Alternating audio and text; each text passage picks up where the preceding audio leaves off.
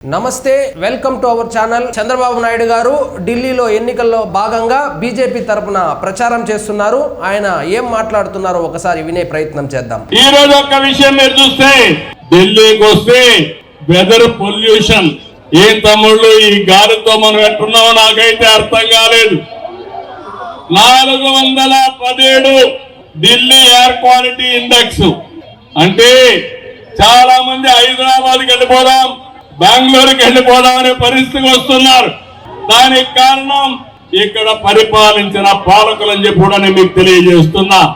ఒక పక్కన weather pollution, రెండో పక్కన పొలిటికల్ పొల్యూషన్ కూడా తయారైపోయింది ఢిల్లీలో.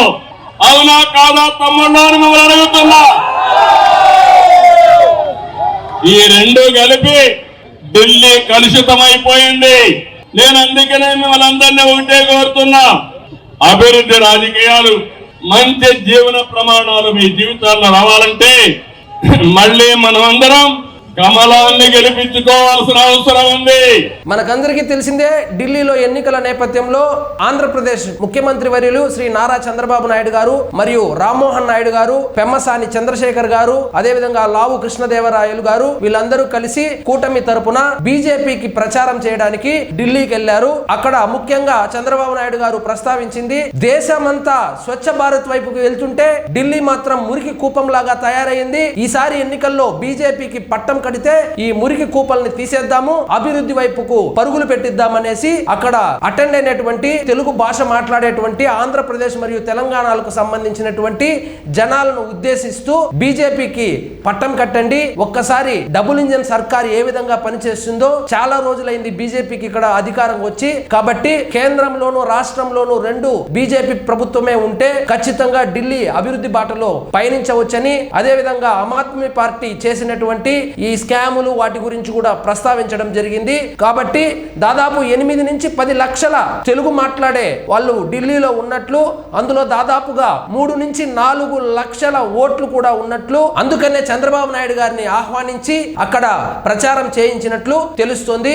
ఈసారి ఢిల్లీ ఎన్నికలు ఒకసారి సరళిని మనం గమనించినట్లయితే ప్రతి ఓటు ముఖ్యం అన్నట్లు హోరాహోరీగా ఆమ్ ఆద్మీ పార్టీ మరియు బీజేపీ మధ్య నువ్వా నేనా అన్నట్లు ఎన్నికలు జరగనున్నాయి.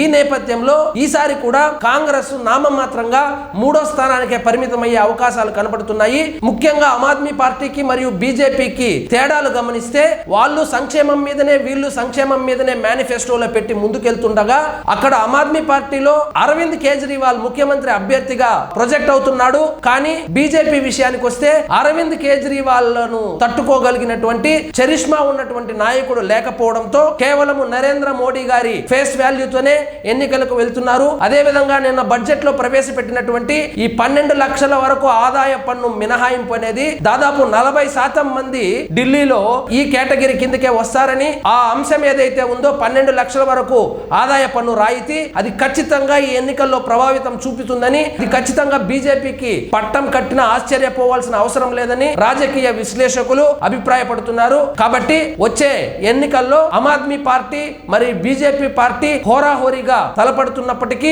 విజయ అవకాశాలు మాత్రము చాలా తక్కువ మార్జిన్ లోనే ఉండబోతుందని రాజకీయ విశ్లేషకులు విశ్లేషణలు చేస్తున్నారు. కాబట్టి చంద్రబాబు నాయుడు గారి పర్యటన ఖచ్చితంగా తెలుగు మాట్లాడే మరియు ఆంధ్ర మరియు తెలంగాణ నుంచి వెళ్లి అక్కడ సెటిల్ అయినటువంటి ఓటర్లలో ప్రభావితం చూపిస్తుందని, ఖచ్చితంగా అక్కడ ఆ పర్టికులర్ నియోజకవర్గాల్లో ఖచ్చితంగా బీజేపీ అభ్యర్థులు గెలిచే అవకాశాలు కనబడుతున్నట్లు కూడా తెలుస్తుంది. ఇక కేంద్ర మంత్రులైనటువంటి రామ్మోహన్ నాయుడు గారు మరియు పెమ్మసాని చంద్రశేఖర్ గారు కూడా నిన్నంతా యాక్టివ్ గా ప్రచారంలో పాల్గొన్నారు. కమలం గుర్తుకు ఓటు వేసి ఎన్డీఏ ప్రభుత్వాన్ని ఎన్నుకోవాలని, డబుల్ ఇంజన్ సర్కార్ రాబోతుందని, ఖచ్చితంగా ఢిల్లీని ఆ మురికి కూపంలో నుంచి బయటపడేయాలంటే నరేంద్ర మోడీ గారి నాయకత్వంలో ఢిల్లీలో కూడా బీజేపీ ప్రభుత్వమే వస్తే ఖచ్చితంగా చేయగలుగుతామని హామీలు ఇవ్వడం జరిగింది. ప్రచారానికి ఇంకా తక్కువ సమయం ఉంది కాబట్టి ఎవరికి వాళ్ళు తోచినట్లు తెలుగు మాట్లాడేటువంటి కాలనీలు, ఆ ఏరియాలు ఏ ఉన్నాయో అక్కడ ఇంటింటికి ప్రచారం నిర్వహించడం జరిగింది. ఇక ఎన్నికల ఎన్నికల ఫలితాల తర్వాత వీళ్ళ ప్రభావం ఎంత ఉంటుందనేది ఖచ్చితంగా తెలిసే అవకాశం ఉంది. కాబట్టి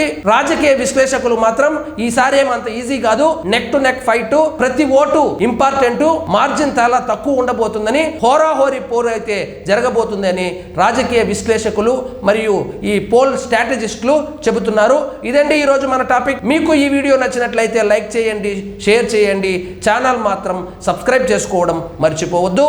జై హింద్.